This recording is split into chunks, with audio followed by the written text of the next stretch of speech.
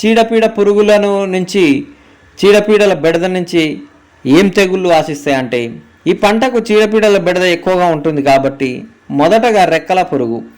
ఈ రెక్కల పురుగు ఆకుల అడుగు భాగంలో చేసి ఆకులను తిని వాటిని జల్లెడ వల్ల మారుస్తాయి.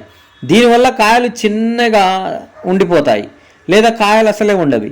ఈ విధంగా నివారణ చర్యలు తీసుకున్నట్లయితే ఈ తెగులు తక్కువ మోతాదులో ఉంటే 5% వేప కషాయాన్ని లేదా వేప నూనెని పిచికారీ చేయాలి.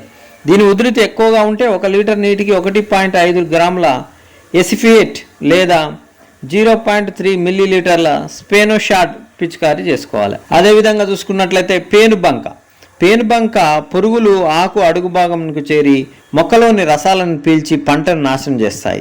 దీని నివారణకు గాను 1 లీటర్ నీటిలో 2 మిల్లీలీటర్ల మాలాథియాన్ లేదా లీటర్ నీటికి 2 మిల్లీలీటర్ల